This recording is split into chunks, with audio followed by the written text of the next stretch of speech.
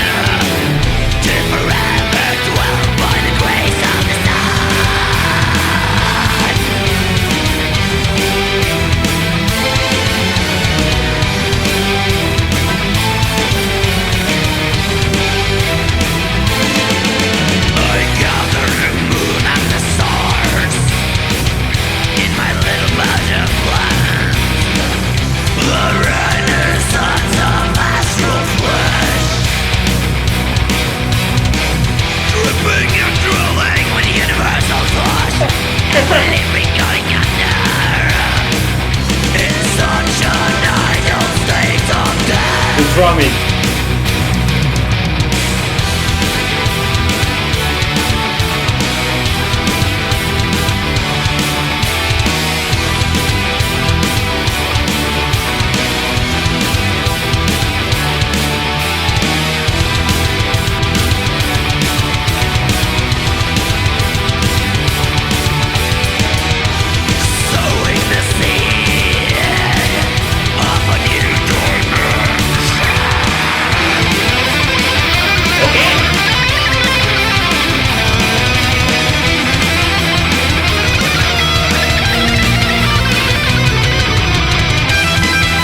Yo! Nice!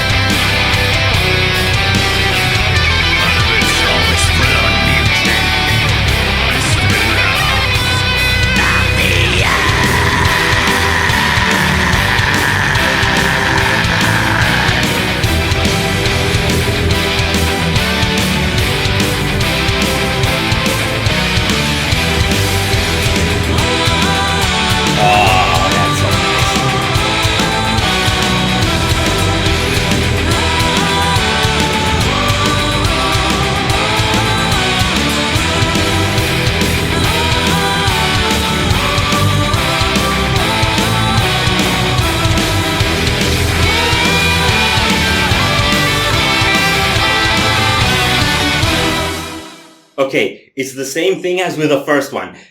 With the old school production and sound, it's not quite as impactful as it could be, but the creativity and how multifaceted it is really grips you. I don't feel like it has to be that impactful because it's kind of an atmospheric, take you on a journey sort of song. Yes. So I feel like kind of getting drowsy in it a bit is actually the point.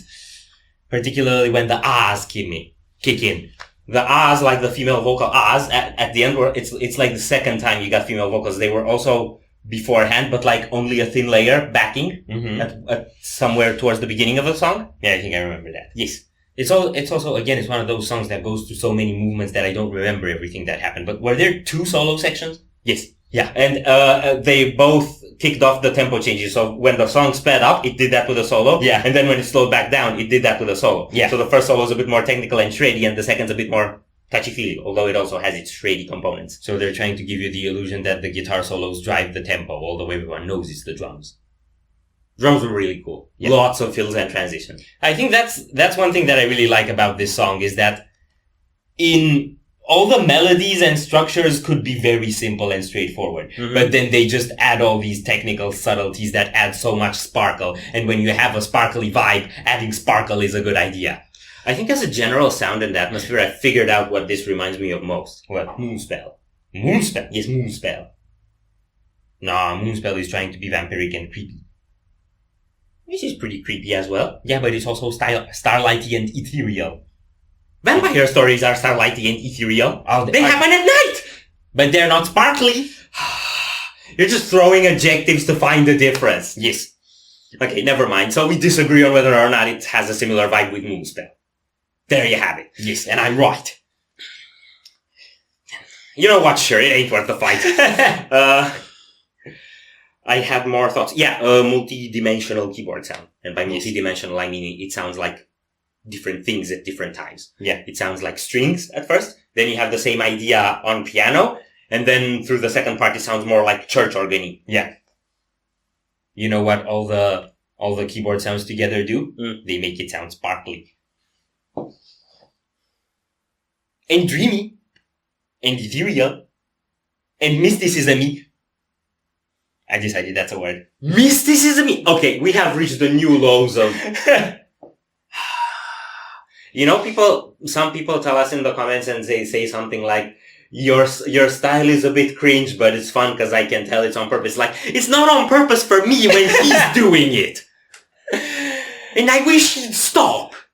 Which is why I keep doing it. Yeah, I should stop letting it show how frustrated I am. Anyway, music. There's one more point I wanted to make. Yes. They really play with variations in the riffs. And I don't mean like they do a riff and then it comes back later and it's different. I mean, they play a riff once and then the second time it's got a twist. So if you hear a riff once and you think, okay, now I can air guitar to that. No, you don't. Because the second time is different. And then you think, okay, maybe they're doing it like they did the second time, but then they go back to the first time. So they have like these 2-part riffs, right? Yeah. Where there's an idea and then the same idea with a twist. Yeah. And then that whole bipartite section plays twice. Yes, I said bipartite, but it's not a made-up word. Okay, if you get bipartite, I get mysticism. We'll just call it bipartite mysticism. That's going in the thumbnail, isn't it? I think it is. Ah, crap. It doesn't mean anything, it's just there. Exactly! Like this song. I mean, it does mean something. The song, I mean. Yeah, we just don't know what it means, which is why we decided it doesn't mean anything. It means good multifaceted metal. And mysticism-y things. I'm done. I gotta get a new business partner. Are we done here? No. So if you enjoyed this reaction, we greatly appreciate the likes and shares. And if you want to see more, don't forget to subscribe with bells on. Thank you very much for stopping by. We don't know if you were able to enjoy your stay, and we'd love to see you back at the Windmill very soon. Corpse is out.